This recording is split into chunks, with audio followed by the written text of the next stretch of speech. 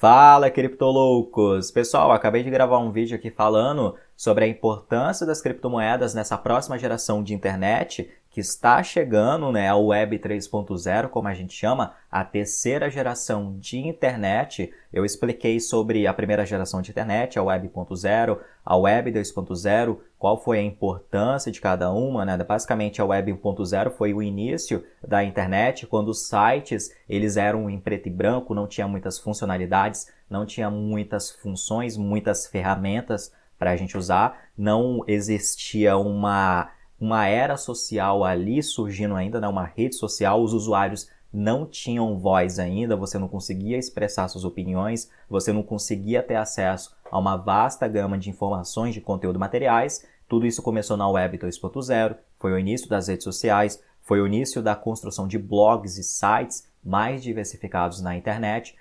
Depois de um tempo você conseguia, por exemplo, acessar o site do seu banco e fazer uma transferência de dinheiro, ou você conseguia fazer um pagamento online. Isso era fantástico no começo, na Web 2.0. Isso era uma das milhares de usabilidades que revolucionava já a internet. Você provavelmente sabe que a internet é uma das principais tecnologias da atualidade. A internet mudou o mundo completamente. E agora a gente está falando sobre a internet 3.0, essa nova geração de internet que já está começando, já está acontecendo, já tem projetos fantásticos trabalhando nessa internet 3.0, que é o próprio Bitcoin, o próprio Ethereum, a própria Cardano, a própria BNB. Sim, são projetos, né, como a gente chama, são criptomoedas, mas na minha opinião, criptomoedas não define nem 1% do que são esses projetos, porque a gente está falando de gerações de blockchains que vão facilitar, agilizar e acelerar esse processo de criação dessa nova geração de internet que a gente está migrando, tá? E entre as principais características dessa nova geração de internet está a inteligência artificial,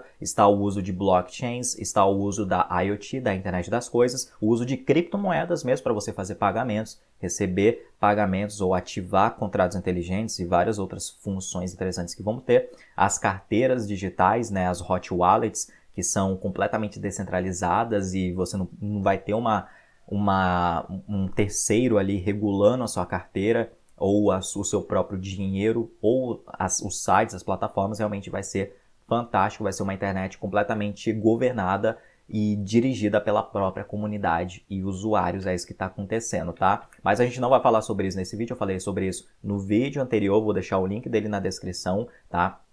E o que a gente vai fazer nesse vídeo vai ser uma análise breve aqui de mercado. A gente passou por semanas muito agitadas no mercado de criptomoedas. O Bitcoin, ele está tentando decidir ainda para onde ele vai ir, e isso pode durar mais semanas, talvez isso pode durar mais alguns meses. A verdade é que ninguém sabe, a gente faz análises gráficas. A análise gráfica nos oferece probabilidades, né? A gente não prevê o futuro ou a movimentação absoluta de um ativo através da análise gráfica. A gente obtém previsões e é isso que a gente vai ver hoje aqui, é isso que a gente vai tentar fazer hoje, é isso que eu vou passar também para vocês. Só que a gente vai além, claro, do gráfico do Bitcoin, a gente vai falar sobre algumas altcoins aqui também bem importantes, que se movimentaram de maneira bem interessante. Vamos falar sobre o market cap do mercado em geral, que é o market cap total, né? Aqui a gente tem o dinheiro que está sendo injetado no mercado, ele também tem se movimentado bastante. Praticamente no início de junho aí,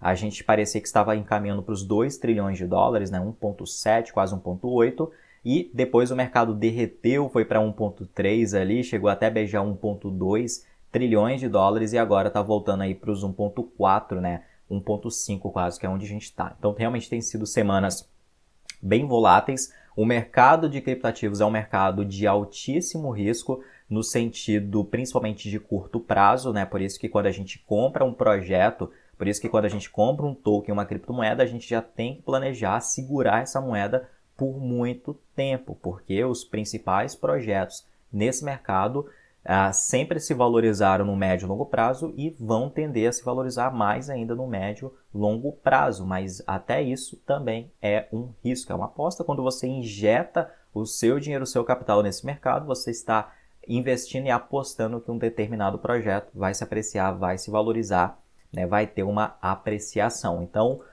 muita cautela. Eu não recomendo você investir um dinheiro que você não pode perder ou um dinheiro que você não pode ver ele derretendo, que vai afetar seu dia a dia, seu cotidiano, né? Todo o dinheiro, claro, importa, mas se planeje para você também não se expor mais do que você precisa ou mais do que você, digamos assim, teria estômago para suportar, né? Isso é uma coisa que você vai ter que descobrir para você mesmo, mas é um dos principais erros de novatos nesse mercado, é colocar um dinheiro que ele vai precisar ou que vai fazer falta na vida dele, né? Principalmente no curto prazo, e depois que o mercado se movimenta e derrete, e sim, o mercado vai se movimentar e ele vai derreter várias vezes, você pode não suportar essa volatilidade, justamente porque é o seu dinheiro ali que está em jogo, o seu precioso capital, e na hora que a gente vê o nosso dinheiro, a nossa carteira derretendo, cara, isso afeta realmente o nosso psicológico. O mercado de criptomoedas é um mercado extremamente psicológico. Os projetos estão se valorizando, nós ficamos felizes, os projetos estão se desvalorizando, nós ficamos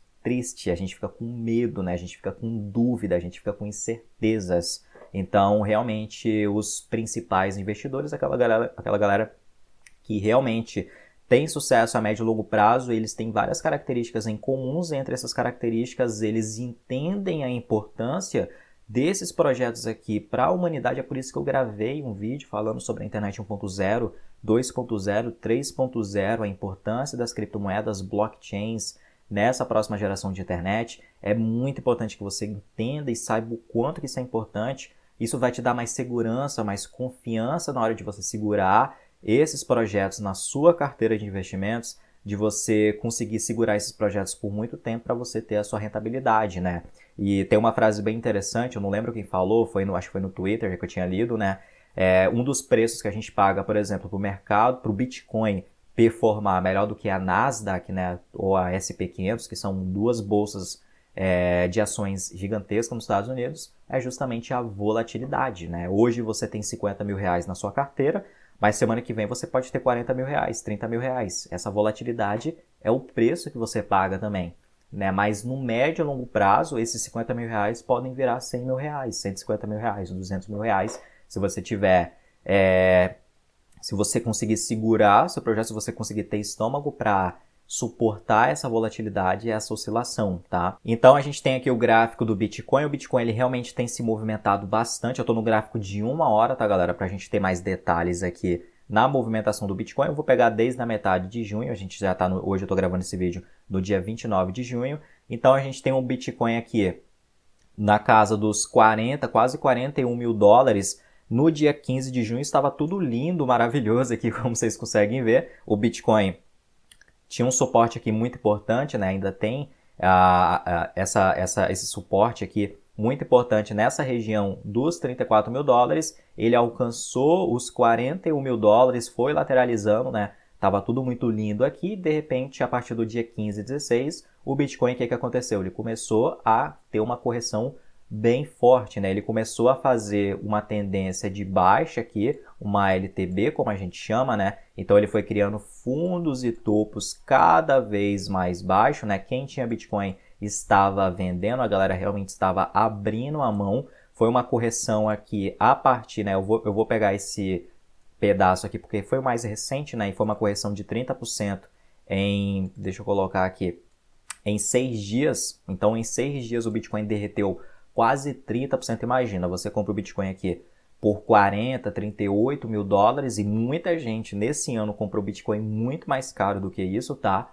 Você compra o Bitcoin ali confiante, você gosta do projeto, você está estudando o projeto, você acredita no projeto e o Bitcoin ele derrete 30% em 6 dias. Você vai sentir isso na sua carteira. Ah, Gustavo, mas eu não tenho um Bitcoin, eu tenho um Ethereum, eu tenho um BNB. Bom, nesse ciclo de mercado ainda, as altcoins estão seguindo o movimento do Bitcoin. Então, quando o Bitcoin derrete, quando o Bitcoin corrige, essas altcoins também vão tender a seguir o movimento do Bitcoin. Por quê? Por vários motivos. Tem muita gente negociando, fazendo trade dessas moedas e eles usam o Bitcoin como um termômetro psicológico do mercado. Se o Bitcoin está se valorizando, é porque o mercado está mais confiante, o mercado está mais forte. Se o Bitcoin desvaloriza, é porque o mercado está com medo, as pessoas estão com medo, as pessoas estão vendendo, tem novato vendendo, tem baleia sendo executada. Então é muita coisa acontecendo, mas o Bitcoin, né, até porque a gente está falando de um ativo de quase 1 trilhão de dólares, né? Então o Bitcoin tem 46% de domínio ou de dinheiro, né, de capitalização aqui no mercado. O Bitcoin tem 46% de posse desse dinheiro, né? Então ele ainda é um ativo titã, ele é um termômetro psicológico e a gente tem que ficar, você que investe em altcoins, você tem que manter um olho no nosso querido Bitcoin, você tem que manter o outro olho nas demais altcoins. Esse é o ciclo de mercado de 2021 que a gente está vivendo. De repente, 2024, 2028, nos próximos ciclos, nos próximos halvings do Bitcoin, as coisas mudem. Eu acho que é bem possível que isso aconteça no futuro, mas ainda não é a realidade, tá? Então, a gente teve uma correção de 30% e o Bitcoin aí foi um fundo muito forte, que a gente teve aqui $28 mil, o Bitcoin perdeu um dos principais suportes aqui, que isso foi no dia 22 de junho, que foi o suporte dos $31 mil, né, 30 mil dólares, então muita gente ficou muito assustado, porque foi muito rápido e quando você acompanha o mercado, você faz análise gráfica, isso pode até te abalar um pouco se você não tiver frieza ou se você realmente não consegue... não tem a habilidade de esperar, ter paciência, né? Isso é uma coisa que você tem que treinar também. Então o Bitcoin derreteu para os $28 mil, subiu aqui para os $34 mil, foi dançando e oscilando, né? E agora, né, chegou aí, ele rompeu essa resistência aqui dos $31 mil, rompeu essa principal resistência aqui dos $33 mil e está sendo negociado atualmente por $36 mil e meio. Então realmente está sendo bem alta essa valorização. Isso começou praticamente foi ontem, tá? Foi anteontem, no caso, dia 27 de junho. Então é um ativo, como vocês podem ver, muito volátil, galera. Muitas vezes o Bitcoin ele derrete, ele cai muito rápido, mas na hora de subir ele também sobe muito rápido. E é justamente essa volatilidade que você tem que ter estômago para suportar no médio e longo prazo, né? O que a gente vai ter nas próximas semanas, provavelmente, é o Bitcoin fazendo novos suportes aqui na região de 34, né, dos 34 aqui, $35 mil. Eu não acho que o Bitcoin vai ultrapassar os $40 mil e tornar os $40 mil aqui nessa região. Né? A última vez que ele esteve nos $40 mil foi praticamente na metade de junho. Então, eu não acho que isso vai acontecer agora ainda. Né? Pode acontecer, eu acho que não é um número marcante para o Bitcoin, os $40 mil. Pode dançar nessa região, ficar por um tempo lá. Né? Mas a minha aposta, por exemplo, uma das minhas apostas que eu tenho com Bitcoin, né? Porque quando você compra Bitcoin, você está apostando no mercado, é que o Bitcoin ainda, né? O Bitcoin tem tudo para chegar a $100 mil ainda este ano, até no começo de outubro, no começo de novembro, até o final desse ano, o Bitcoin pode se movimentar para chegar aos $100 mil. Como vai ser essa movimentação para a gente que acompanha o mercado? Primeiro o Bitcoin vai romper esse topo histórico que teve de 64, 63 mil dólares, vai criar topos ali mais fortes, vai criar suportes mais fortes nessa região de 60, 50 mil dólares e vai se encaminhando aí para os 70, 80, 90 e quem sabe realmente os $100 mil ainda este ano, né? A gente está num período de, como a gente pode dizer, a gente ainda está no ciclo de explosão do Bitcoin, não acabou, não chegamos no inverno, o inverno não chegou, muita gente fala sobre o inverno cripto, né? Que é as altcoins se desvalorizando ou perdendo valor, mas eu não acredito que a gente chegou nessa fase do inverno ainda, porque justamente o halving foi ano passado, foi 2020, né? O halving é quando a quantidade de bitcoins que são minerados por bloco reduzem pela metade, né? Atualmente são 6 bitcoins e meio praticamente que são minerados a cada novo bloco. Isso vai diminuir em 2024, vai ser mais, o Bitcoin, ou seja, o Bitcoin ele se torna mais escasso a cada novo halving, então um ativo que tem muita demanda como o Bitcoin e se torna cada vez mais escasso, o que acontece com o preço dele? O preço dele vai se apreciando, ele vai se valorizando a médio e longo prazo, né? E como a gente tem vários outros projetos fantásticos no mercado, como o próprio Ethereum, a própria Cardano, a própria BNB e outras centenas de projetos aqui abaixo, né? Dezenas deles com muito potencial e bem importantes, esses projetos também vão ganhar cada vez mais a atenção do mercado, cada vez mais capitalização, como a gente pode chamar. O mercado vai entender cada vez mais a importância desses projetos, tá, galera? Então, a gente tem aqui, novamente, o mercado atualmente com quase 1,5 trilhões de dólares de capitalização, então realmente a gente tem um mercado aqui em lateralização, já tem um tempinho que a gente está nessa faixa de 1,5, 1,4 trilhões, começou praticamente, foi em meados aí de maio aqui, né, a 1.5, 1.6, a gente tem o mercado lateralizando ainda. Quando a gente sobe, a gente pega 1.7, 1.6 trilhões de dólares de capitalização. Quando a gente vê o mercado corrigindo, quando o mercado desvaloriza, a gente vê o mercado chegando a 1.2, 1.3 trilhões de dólares de capitalização. A gente tem aqui as altcoins também, tá? Vamos ver aqui a capitalização das altcoins nesses últimos 3 meses aí. As altcoins perderam também um pouco de força, principalmente desde o topo aqui, que foi quase 1,3 trilhões de dólares em todas as criptomoedas, excluindo o Bitcoin, né? A gente chama esses projetos de altcoins, mas ainda assim elas estão segurando forte, né? A gente tem aqui praticamente uma lateralização também, né? Desde metade de maio. Nós tínhamos aí no fundo aqui 700 bilhões de dólares em altcoins, agora a gente tem aí 800 bilhões de dólares em altcoins, praticamente o mesmo valor. Então o mercado sobe, na hora que tem que derreter, ele vai derreter também, tá? Vai virar pó. Você tem que ter estômago para suportar essas volatilidades, faz parte do jogo também. Em relação ao domínio do nosso querido Bitcoin aqui, galera, deixa eu pegar aqui o gráfico de 3 meses, ele não tem se movimentado muito também. O Bitcoin, claro, se a gente pegar em março aí, abril, o Bitcoin estava acima de 50% de domínio de capitalização. Esse era um número bem expressivo e bem importante para o Bitcoin, porque mais da metade de todo o dinheiro do mercado de criptomoedas estava na posse do Bitcoin, né? Então isso é muito significativo. A gente estava falando de um mercado nessa época que praticamente de 2 trilhões de dólares, 1 trilhão de dólares estava com o Bitcoin. O Bitcoin ultrapassou os 1 trilhão de dólares nessa época, estava acima disso, né? Mas ainda ele não chegou a perder tanto domínio, chegou a 40%, foi o fundo do Bitcoin aí, não passou, não foi mais fundo ainda, depois voltou a ganhar um pouco de domínio.